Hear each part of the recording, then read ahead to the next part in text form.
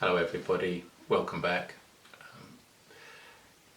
I'm reading this today so I keep on track and I keep focused, and so I hope you appreciate it. It's called The Bubble of Love, and it's sort of an update of where I'm at, and I hope it's going to be helpful. Maybe not. Here we go. I have followed all the ideas from all sources about COVID-19, the coronavirus, and I've come to appreciate that as little we or the experts know or have known. Also how limited computer models have proven to be. So we're all joined in humility and may be cautious about those, rich or poor, who seem to have definite answers. And therefore, I fully appreciate and support the need for the lockdown that we have experienced in the light of our profound and universal unknowing. And so I admit that I still don't know if this originated from a market in Wuhan or a laboratory nearby, was a mistake or intentional, or even somehow came floating in from the ether. Maybe intelligence agencies know more, maybe not. So what I have tried to do during this strange lockdown period is to look after myself, my family, and patients.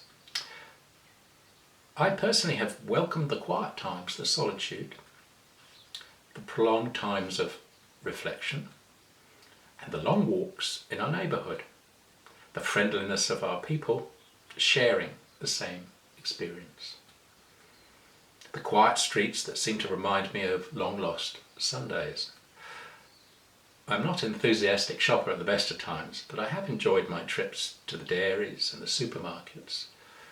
And a couple of times, I must admit, enjoying the privilege of queue jumping as an essential health worker. At other times, I relish balancing being with doing, having space to create and create considerable inner peace. However, I do appreciate that this, sounding like the Queen, aren't I? Sorry.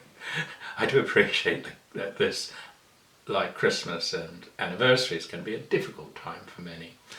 Those alone in bedsits or even hostels. And those due to age or disability who struggle with Zoom, Skype or FaceTime. And of course those who fear unemployment and business failure at the end of all this. But as we slowly come out of lockdown, there is much we can bring into our new lives. There is so much we have learnt about ourselves and what we can embrace. Number one, we can embrace that our home, however modest, is our sacred haven. Number two, that away from busyness, we may have rediscovered our true biorhythms. We sleep better, we dream, we don't eat on the run, and we value our food more. We eat more slowly. We appreciate our neighbourhood, and we must feel for our local businesses. And so, as restrictions become lifted, let's help them with their local takeaways. Our favourite independent cinema is offering online movies to hire during this time. So let's support them before downloading from the big boys. Next, which happens to be number 4, if you have discovered and dusted off that old guitar or ukulele and it still has some strings, consider an online lesson with a local teaching musician, or even a singing lesson, maybe art as well, or embroidery or whatever. If you found a recorder, keep it in the cupboard. Number 5, order local food online. No need for fast foods if you have a slow life now. And no, make them the food spray free. Favour that spray-free food. Sorry. No glyphosate.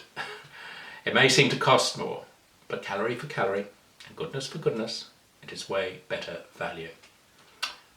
And better still, plant your seeds in your garden and value your terroir. And what to resist? I have been wary of absorbing the fear coming from our commercial mainstream sources. In the wake of our lockdown, we need to be wary of the commercial push from large global companies enticing us into a brave new world of virtual reality, bringing through goggles, initially anyway, our outer world, glamorous locations, concerts, etc., into our sacred spaces, just by donning these goggles. Let's be careful not to succumb to a dictated, controlled matrix where there is a world of wonder all around us for us to explore. A true matrix of colour and love. Of course, we can dabble in their wares and we can have fun, but we need to resist being lured into an addictive state. And there's absolutely no need for people to have smartphones. At present, this is how they track, surveil and control you. So plan is go get a dumb phone, they're cheaper. My first phone was a dumb phone and I got it this year. And lastly, as many have asked me, I have seen no evidence of 5G and that 5G and COVID-19 are directly related. Repeat that, I have seen no evidence that 5G and COVID-19 are directly related. However, we do know from hundreds of peer-reviewed scientific papers that prolonged exposure to radio frequency radiation is harmful to living tissue. So let's insist that our governing bodies demand the same extreme caution with 5G exposure that they have demanded of us when protecting us from this virus. We have witnessed in extremis the precautionary principle in action, and I applaud that. If the scientific advisors to our Prime Minister have not grasped the irony of this, it is likely that they have been blinded by their own financial investment in this technology, one way or the other. So, after this weird time is over, or as it slowly ends, and it will take a long time, a long tail, I believe they should go and be replaced by those who value human environment and environmental health over ego and profit. We should be wary of those who could burst our rediscovered bubble of peace, love and harmony. And as Roger Daltrey of The Who informed us in the 1960s, let's not get fooled again, because charity begins at home.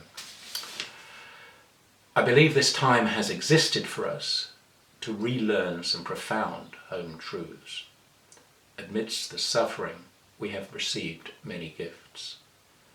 So it's time for wise women and men to go forward, bearing these gifts for others to share.